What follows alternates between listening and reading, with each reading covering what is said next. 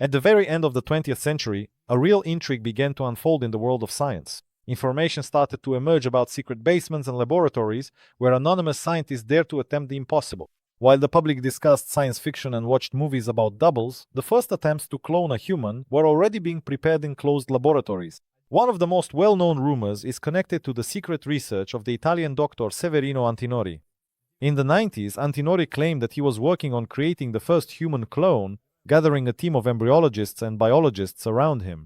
There were stories about his trips to countries where oversight of medical experiments was minimal, and the laws allowed things that were forbidden in Europe. Western newspapers fueled the fire with reports about mysterious private clinics in the Middle East and South America. Information about enigmatic sponsors willing to invest millions of dollars solely to become immortal through cloning constantly stirred up the public.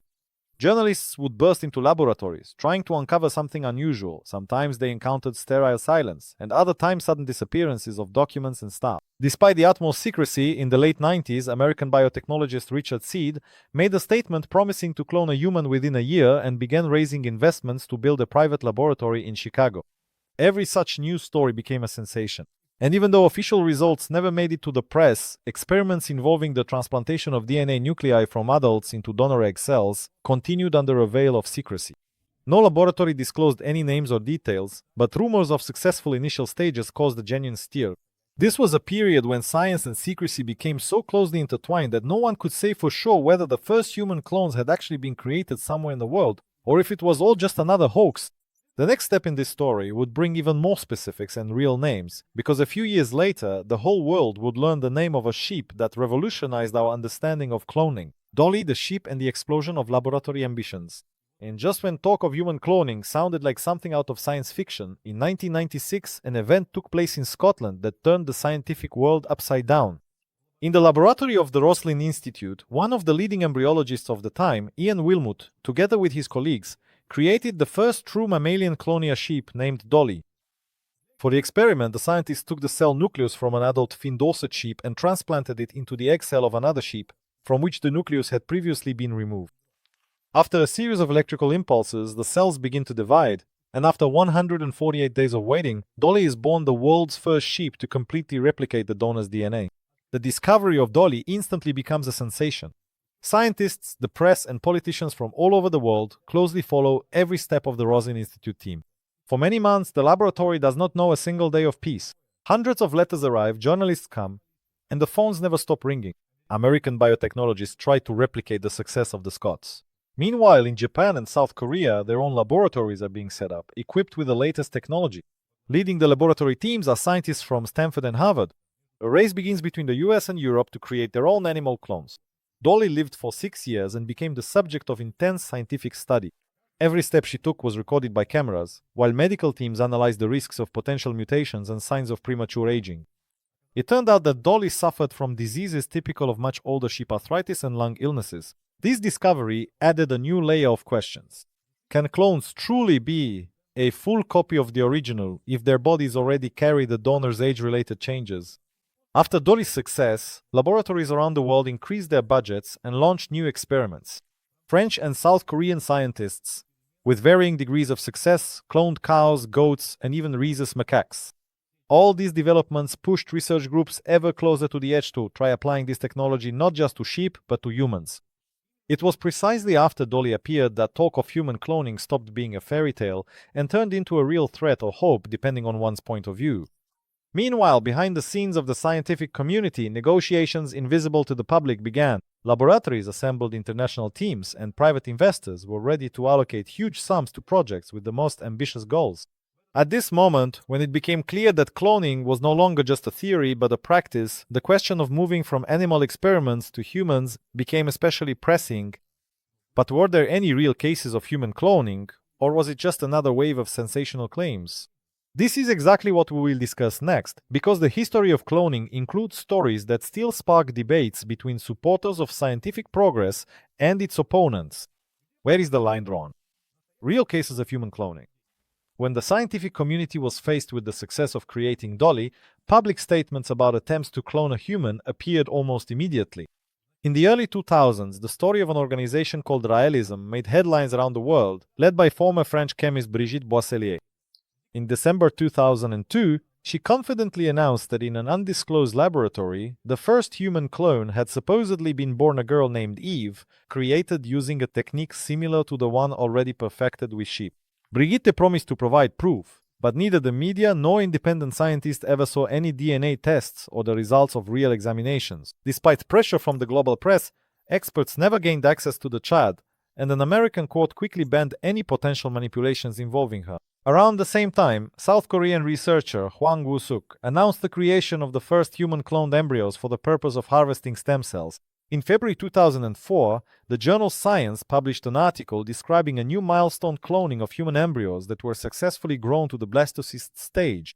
But soon after, it was revealed that a significant portion of Hwang's experiments had been fabricated. Staff members at the institute admitted to falsifying most of the results.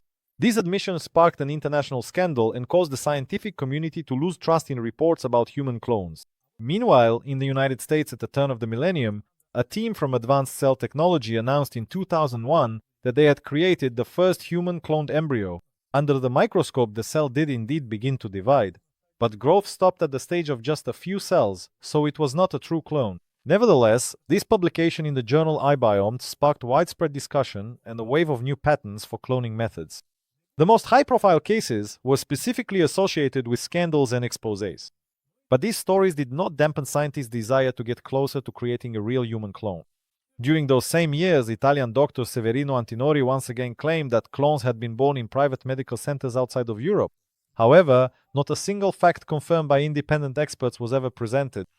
At the same time, private medical groups in the Middle East and South America became the focus of intense media scrutiny, with journalists chasing any rumors about secret programs to create human copies. Although none of these sensational stories were ever officially confirmed, the wave of interest in human cloning did not subside. Real laboratory successes in cloning embryos and animals, attempts to create stable human clones, and endless journalistic investigations made the topic incredibly popular. And while the scientific world's attention was riveted on these sensational claims, in one Asian country, a team of young scientists decided to approach the issue of cloning in a completely different way, something that would soon change the course of the entire story. Chinese scientists and the race for the first duplicates. In the early 2000s, a new stage of the biotechnology race began in China, attracting the best graduates from universities in Beijing and Shanghai. Scientists from the Institute of Zoology at the Chinese Academy of Sciences received government support and a huge budget over $50 million for research in the field of cellular engineering. As early as the year 2000, the first cloned goat was created here, using somatic cell nuclei and accelerated embryo cultivation programs. This achievement was closely followed by major international journals, and researchers from the United States and Europe lined up to exchange experience. Just 3 years later, a Chinese team led by Professor Hua Liu made another breakthrough. They succeeded in cloning an Asian buffalo. This experiment was incredibly complex. More than 700 donor eggs were used to achieve success, but in the end, only 2 individuals survived. Despite such difficulties, specialists in Beijing raise the bar every year and open new laboratories across the country. Particular interest is drawn to the laboratory in the city of Guangzhou, where scientists are working on cloning primates. In 2017, the world was shown twin monkeys for the first time, 2 infant crab-eating macaques with completely identical DNA. The technology used by the Chinese was almost an exact copy of the one employed in creating Dolly the sheep, but adapted for the genetic nuances of primates. These results triggered a surge in research contract orders from major biotech companies and government institutes.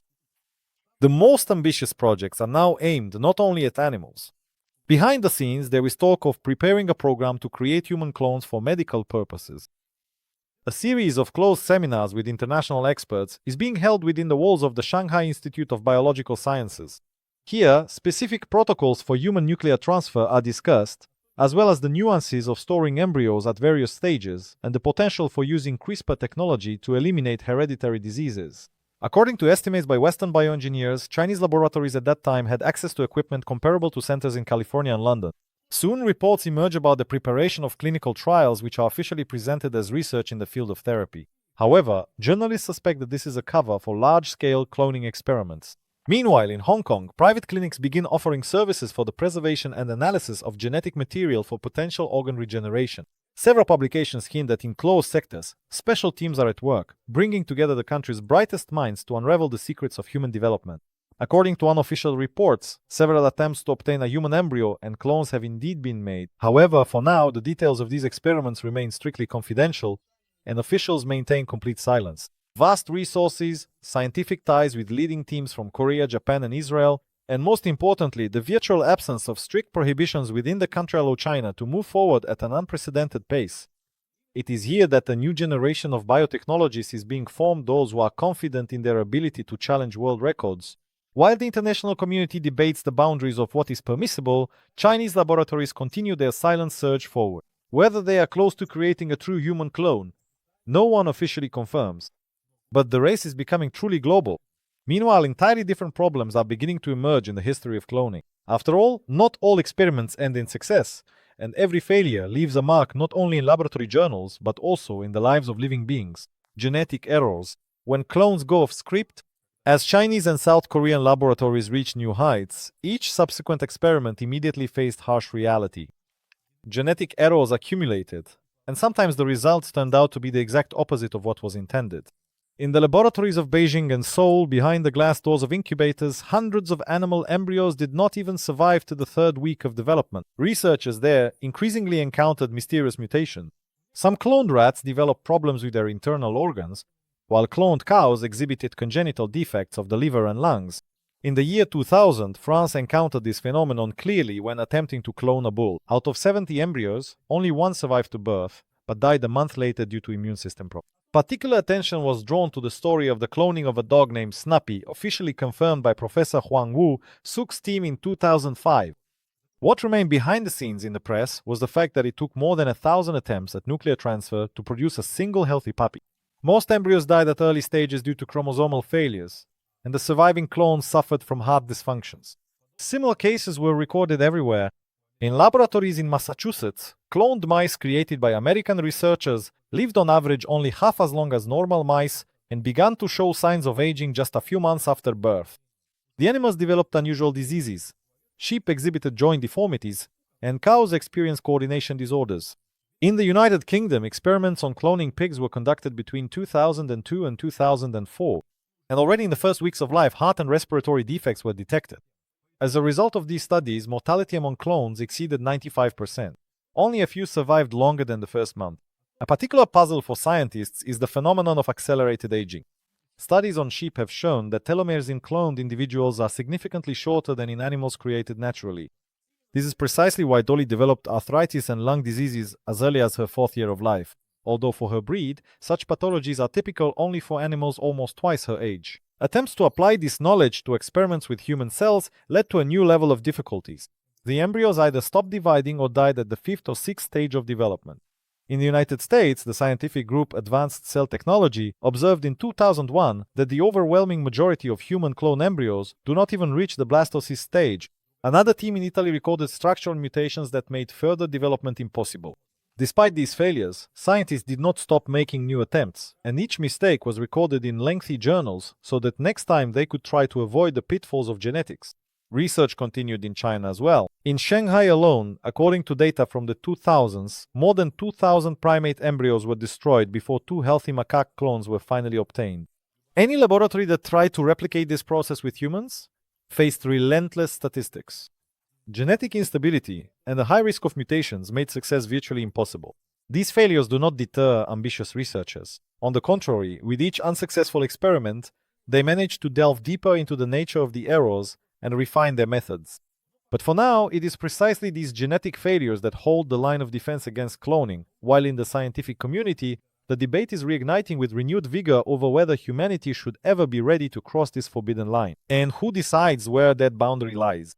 In the next chapter, we will look into the very heart of the confrontation.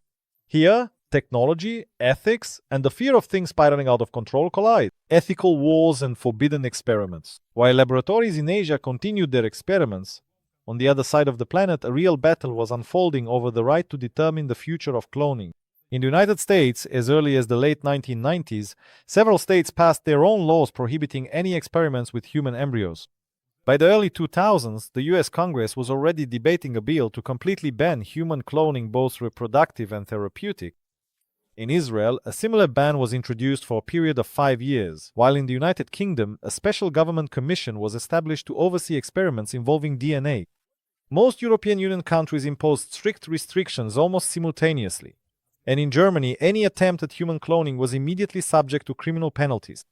Meanwhile, heated debates are flaring up at international scientific forums between biotechnologists and legal experts.